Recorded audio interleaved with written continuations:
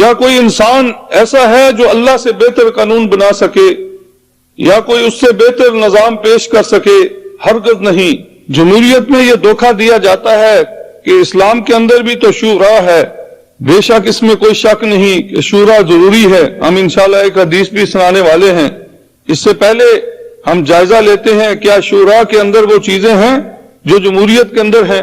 یعنی جمہوریت میں قانون سازی کی جاتی ہے، جبکہ اسلام کی شورا کو یہ حق نہیں کہ اللہ کی حلال کردہ کو حرام کرے اور حرام کردہ کو حلال کرے، اگرچہ ساری امت ایک بات پہ جمع ہو جائے، یعنی حلال کو حرام کرے یا حرام کو حلال کرے، تو ان کی بات ہرگز نہیں مانی جاتی۔ اور اسلام کی شورا نے کبھی اللہ کے دین کے اندر اپنی طرف سے کوئی قانون نہیں بنایا، نہ کسی قانون کو توڑا اور نہ کسی قانون کو تبدیل کیا۔ صرف وہ اجتہاد کر سکتے ہیں جس کا دروازہ قیامت تک کے لیے کھلا ہوا ہے، یعنی اس کا مقصد یہ ہے کہ ایسے معاملات جو اس وقت نہیں تھے آج نئی دنیا کے معاملات ہیں۔ رسول اللہ صلی اللہ علیہ وسلم نے کہا ہے کہ اس میں کہا ہے کہ اجتہاد کرو، یعنی صحیح حدیث میں آتا ہے کہ اگر وہ غلط بھی ہوگا تو پھر بھی اجر ملے گا۔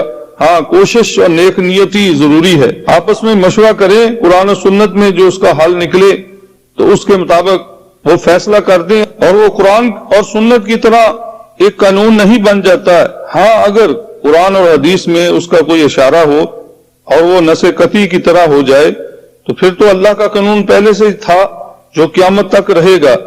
ایسے معاملات کو عرض کرنے کا مقصد ہے جہاں نص قطعی نہ ہو۔ اب جمہوریت کا تھوڑا سا اور تقابل کرتے ہیں اسلام کے ساتھ۔ مثلا اسلام میں حکومت اللہ رب العالمین کی ہوتی ہے اور جمہوریت میں حکومت عوام کی ہوتی ہے۔ اسلام میں طاقت کا سرچشمہ القوی العزیز یعنی رب العالمین ہوتا ہے، جبکہ جمہوریت میں طاقت کا سرچشمہ عوام ہوتی ہے۔ اسلام میں قانون ساز صرف رب العالمین ہے، جبکہ جمہوریت میں عوام ہوتی ہے۔ اسلام میں عالم و جاہل کی رائے ہم وزن نہیں ہوتی، یعنی برابر نہیں ہوتی، جبکہ جمہوریت میں عالم اور جاہل کا وزن ایک برابر ہے، یعنی انسانوں کی گنتی کی جاتی ہے، انسانوں کو پرکھا نہیں جاتا۔ اسلام میں ایسا نہیں کہ 101 جہلا کی یعنی جاہلوں کی رائے 100 عالموں پر غالب آ جائے، یعنی 100 علماء ایک طرف ہو اور 101 جاہل ایک طرف ہو اور وہ غالب آ جائے، یہ نہیں۔ جبکہ جمہوریت میں ایسا ہی ہے کہ اگر ایک طرف 100 علماء ہیں، پڑھے لکھے لوگ ہیں، اور ایک طرف 101 جہلا ہیں یعنی ان پڑھ ہیں، تو وہ غالب آ جائیں گے، ان کی بات کو مانا جائے گا۔ اسلام میں افتراء اور اختلاف کی سخت ممانعت ہے، یعنی کوئی فرقہ نہ بنائے، کوئی علیحدہ علیحدہ گروہ نہ بنائے، جبکہ جمہوریت میں سیاسی پارٹیاں بنتی ہیں اور اپنی اپنی بولیاں بولتی ہیں، اپنی اپنی تعریفیں کرتی ہیں، اور اقتدار پہ آنے کے بعد ایک دوسرے سے لڑتی ہیں اور جھگڑتی ہیں۔ اسلام میں اپنی تعریف، اپنی مدح کرنی جائز نہیں اور دوسروں پر تنقید کرنا یہ بھی جائز نہیں، جبکہ جمہوریت میں اپنی تعریف کی جاتی ہے، اپنی بڑائی بیان کی جاتی ہے کہ میں ایسے کر دوں گا، میں وہ کروں گا، اور میں یہ ہوں اور میں وہ ہوں، خود ہی اپنے منہ میاں مٹھو۔ اسلام میں کسی منصب کا مانگنا یا کسی عہدے کے لیے خود کوشش کرنا جائز نہیں، جبکہ جمہوریت میں خود عہدوں کے لیے درخواست کی جاتی ہے اور اپنے آپ کو پیش کیا جاتا ہے اور کہا جاتا ہے کہ میں اس کا حقدار ہوں، اور اس میں لاکھوں روپے لگا کر نمائندے کی حیثیت سے پیش کیا جاتا ہے اور تگ و دو کی جاتی ہے، بھاگا جاتا ہے کہ کسی طرح پیسہ لگ کر اسے حکومت مل جائے، اور اس بات کا کبھی خیال تک بھی نہیں آیا کہ کل قیامت کے دن رب العالمین کے سامنے حساب دینا ہوگا۔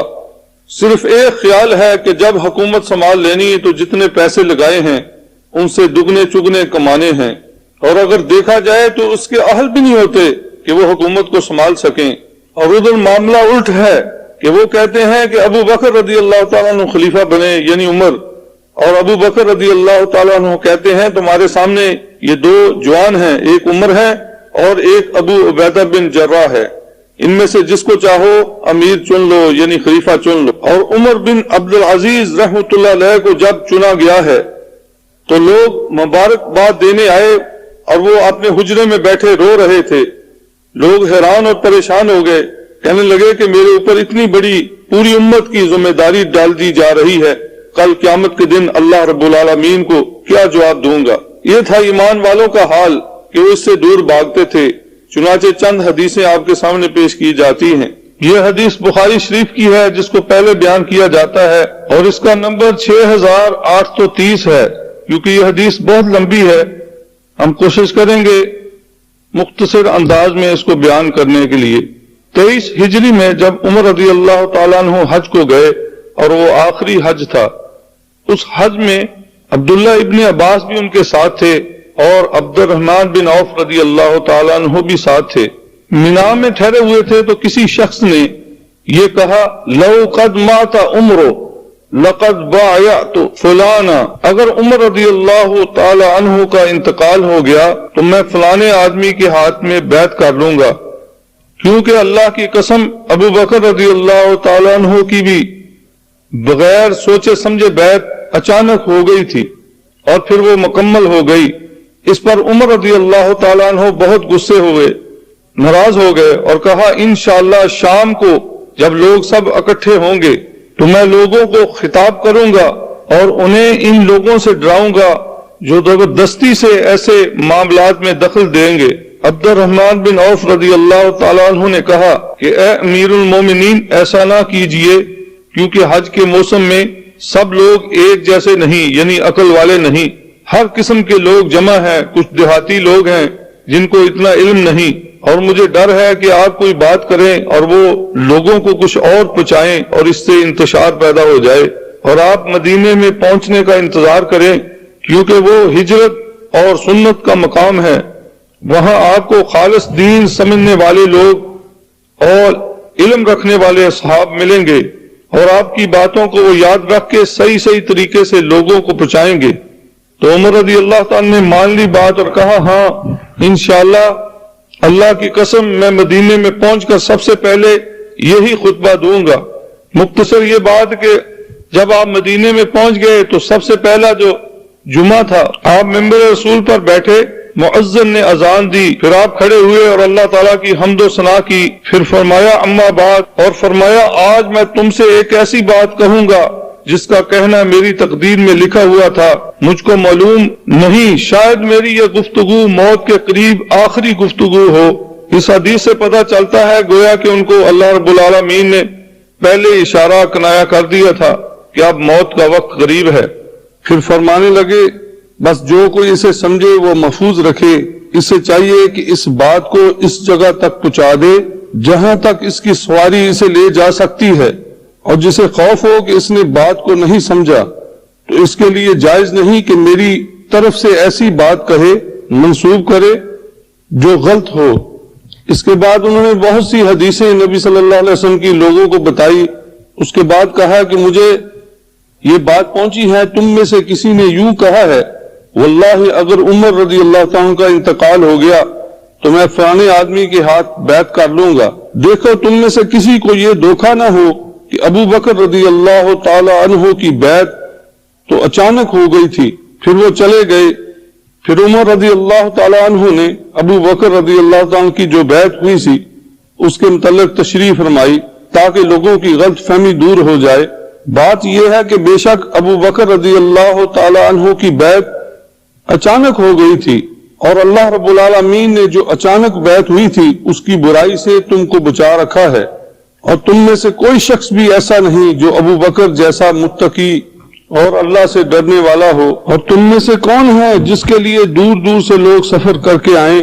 دیکھو خیال رکھو کوئی شخص کسی کے ہاتھ پر بغیر مسلمانوں کے مشورے سے بیعت نہ کرے، اور جو کوئی ایسا کرے گا اس کا نتیجہ یہی ہوگا کہ بیعت کرنے والا اور بیعت لینے والا دونوں اپنی جان سے ہاتھ دھو بیٹھیں گے۔ اور سن لو بلا شبہ جس وقت رسول اللہ صلی اللہ علیہ وسلم کی وفات ہوئی تو ابو بکر رضی اللہ تعالی عنہ ہم سب سے بہتر تھے، البتہ انصار نے ہماری مخالفت کی اور سب لوگوں کو سقیفہ بنی ساعدہ میں جمع کر لیا، یعنی انصار وہاں جمع ہو گئے، باقی مہاجرین ابو بکر رضی اللہ تعالی عنہ کے پاس جمع ہو گئے۔ اس وقت میں نے ابو بکر رضی اللہ تعالی عنہ سے کہا اے ابو بکر ہمیں اپنے انصار بھائیوں کے پاس لے چلیں۔ چنانچہ ہم ان سے ملاقات کے ارادے سے چلے۔ فرماتے ہیں کہ راستے میں ہمیں ان میں سے 2 نیک آدمی ملے اور وہ کہنے لگے اے ہمارے مہاجرین بھائیوں کہاں جا رہے ہیں؟ ہم نے کہا کہ ہم اپنے انصار بھائیوں سے ملنے جا رہے ہیں۔ تو کہنے لگے کہ وہاں مت جاؤ، جو کرنا ہے خود کر ڈالو۔ میں نے کہا اللہ کی قسم ہم ضرور جائیں گے۔ چنانچہ ہم آگے بڑھے اور ہم انصار کے پاس ثقیفہ ابن ساعدہ میں پہنچ گئے، اور جب مجلس میں پہنچے تو وہاں ایک صاحب لیٹے ہوئے تھے، یعنی سعد ابن عبادہ رضی اللہ تعالیٰ عنہ، جو اس وقت بیمار تھے۔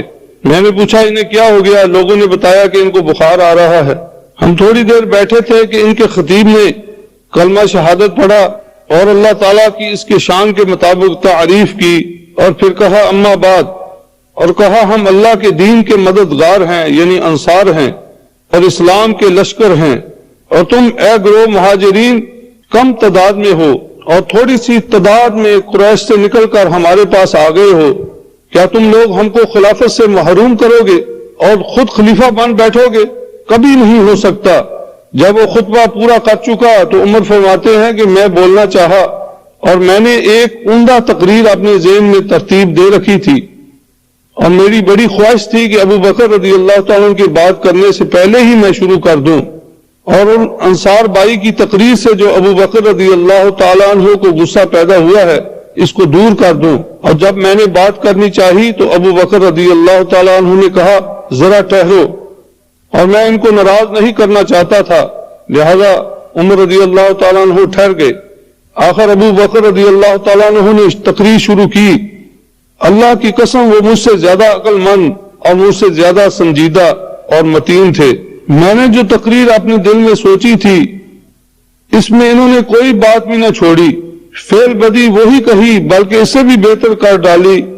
پھر وہ خاموش ہو گئے، اور عمر رضی اللہ تعالیٰ عنہ فرماتے ہیں کہ ابو بکر رضی اللہ تعالیٰ عنہ کی تقریر کا خلاصہ یہ تھا کہ اے انصار بھائیو، تم نے اپنی جو فضیلت اور بزرگی بیان کی ہے وہ سب درست ہے، اور بے شک تم اس بات کے مستحق ہو، مگر خلافت قریش کے سوا اور کسی خاندان والوں کے لیے نہیں ہو سکتی، کیونکہ ابو بکر رضی اللہ تعالیٰ عنہ کے ذہن میں یہ حدیث ضرور ہوگی ائمۃ من قریش۔ نبی صلی اللہ علیہ وسلم نے فرمایا کہ قریش میں ہی امیر ہو سکتے ہیں، کیونکہ قریش ازرو نسب اور ازرو خاندان تمام عرب کے لوگوں پر فضیلت رکھتے ہیں۔ پھر فرمایا تم ایسا کرو کہ ان 2 آدمیوں میں سے کسی کی بیعت کر لو۔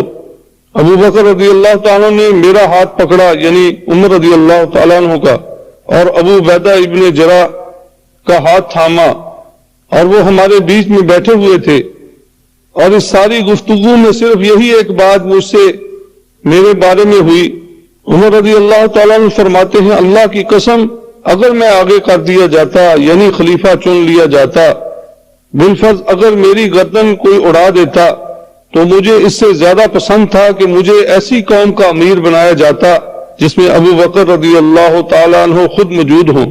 پھر ایک انصار میں سے اٹھا، اس صحابی نے کہا کہ میں اس کا حل بتاتا ہوں، اور میں بہترین حل بتانے والا ہوں۔ انہوں نے لمبی بات کی اور کہا کہ 2 خلیفے بنا لو، ایک تم میں سے اور ایک ہم میں سے۔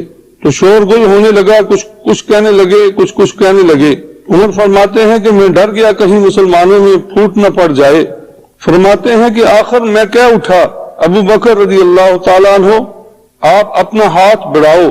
تو انہوں نے ہاتھ بڑھایا، میں نے ان سے بیعت لے لی، اور مہاجرین جتنے بھی وہاں موجود تھے انہوں نے بھی بیعت لی، اور پھر انصار نے بھی بیعت لے لی۔ اور جو عمر رضی اللہ تعالیٰ عنہ خطبہ دے رہے تھے اس میں فرمایا کہ ہم کو ابو بکر رضی اللہ تعالیٰ عنہ کی خلافت سے زیادہ کوئی چیز ضروری معلوم نہیں ہوئی، کیونکہ اس وقت بہت انتشار کا ڈر تھا کہ کہیں آپس میں زبردست اختلاف نہ ہو اور پھوٹ نہ پڑ جائے۔